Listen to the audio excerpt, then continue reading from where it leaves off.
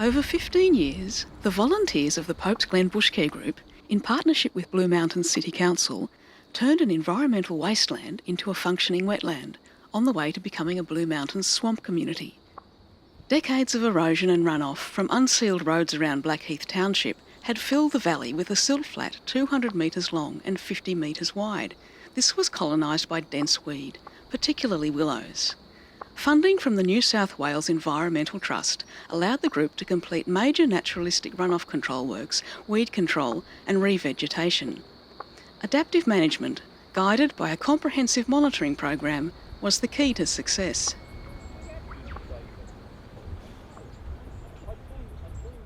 This is what it used to look like. There was a series of 3 pine trees along here. They've been felled and they're just lying in the swamp now and composting away. And you can see here the mud, sterile mud, and a pile of debris that we've collected from killed willow.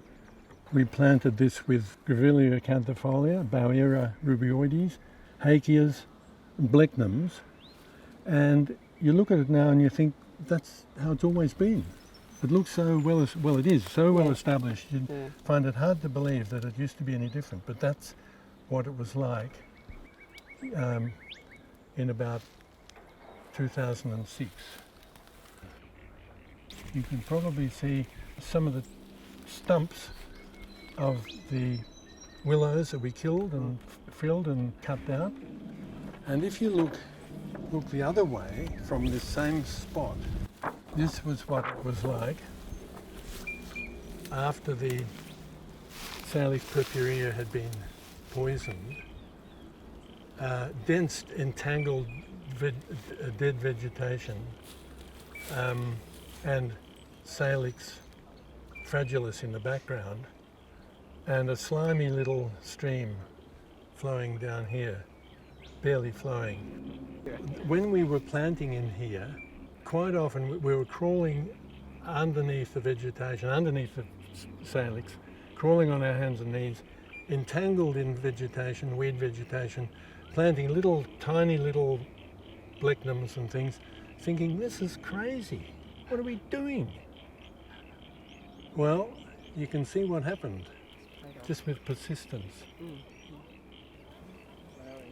Is it a gorse, is it, or a broom? I think it's a broom. So thank goodness we came down here. Its days are numbered.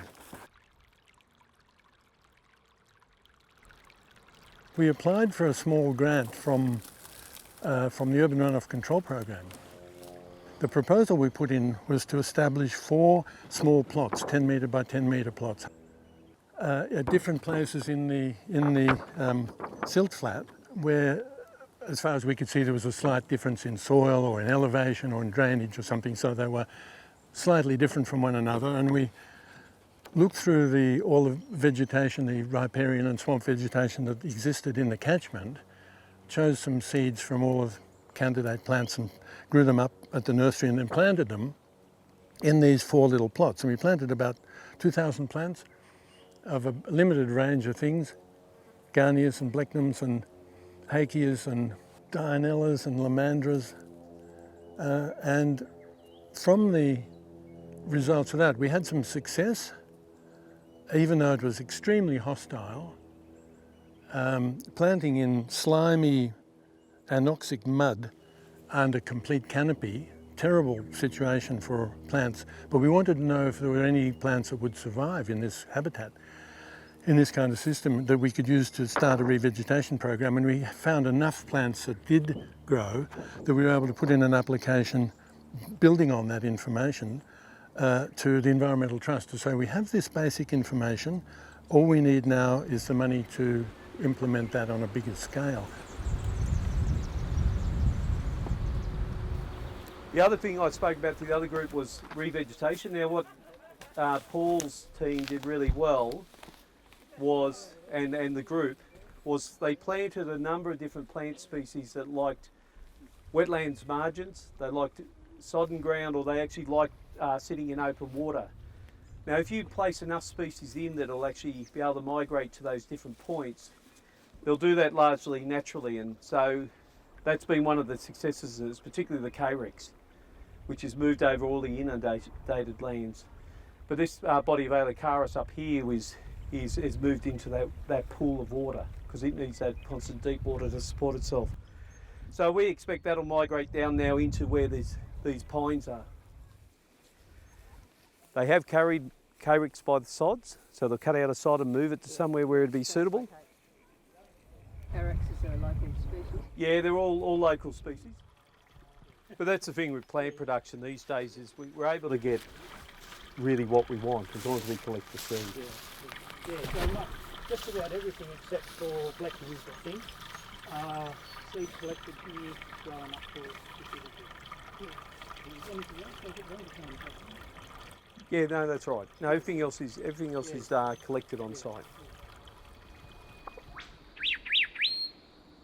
We have had 2 environmental trust grants. The first was 2004 to 2006, and in that grant we worked the top half of this silt flat, and we took out all the weeds, all the willows and all the other things, blackberries and privet and everything else, and we planted something like 10,000 plants. So you could say with everything that you see has been planted by the Bushcare Group. In the last couple of years there's been some self-regeneration, what's called self-regeneration? Recruitment, meaning that it's grown from its own seed? Yeah, okay. Self-seeded. And so, yeah, Ghania is doing brilliantly. The reason we have got so many Ghania is because it's intentional, because when we go up the other side you'll see that the storm surges surging across the silt flat were a major problem. Very destructive. They dug up all our plantings and they created channels and erosion and silt deposition. And one of the best plants to manage that is Ghania. Very, very deep rooted and creates a nice barrier to disperse the flow, slow it down. I've got a photo here of this area, probably 12 or 13 years ago. You can see we've still got all the willows in place and we've tried planting. I can guarantee that none of those plants are still here. Well, you've got a funny seasonal thing there. Yeah. The growing season you completely shade your plants. Yeah. And in the stop of the growing season, which ends pretty early up here in the upper mountains, you let them see the sun during winter out of these deciduous canopy. Yeah. And then when they're in their growing range, we then put a canopy over the top of them. So they stay there as suppressed plants. Yeah. This is a big thing about this wetland rehabilitation is we've got to be careful not to then go plant a whole lot of large canopy trees to overshadow onto our wetland species. And so they've been very conscious of that. So once the willows came out, then we activated the whole process of being able to grow in the growing seasons again. Yeah. The reason for the high guards is swamp wallabies. We thought swamp wallabies didn't like calicomas until we found about 50 of them over the other side with the tops chipped off. So we've saved this from the wallabies, but the frost has got it. It might regenerate from the bottom, but you know. So the it's been one of the driest, coldest winters. We've had a lot of -7s and 8s down in Lithgow. And very low rainfall to go with it, so it's been a particularly hard time for plants. Yeah, last year we lost a lot of leptospermum to frost, which is unusual. On the day we visited, the effects of the long period of low rainfall were obvious. The site is normally much greener.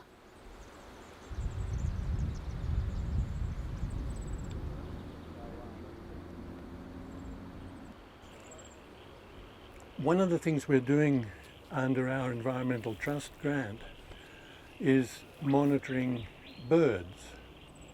And we've got a professional bird guide person who does a survey for us twice a year, and Paul has also become quite an expert in bird identification. So between the two of them, they've identified 55 species of birds that inhabit this little project site. which is quite remarkable. They're largely small birds, like those little finches and fairy wrens and things. And Carol, the guide, pointed out about 3 years ago now, I suppose, that the reason there were so many, this one right there, the reason there were so many was because they were sheltering in the huge piles of debris that we'd built up from cutting down the willows. You can see just down there, that big stump. That's what the tree looked like. You can see massive, massive trees. Enormous, enormous trees. When they're dead, we got contractors to fell them, chainsaw them up, and we then stacked them, stacked the debris like that.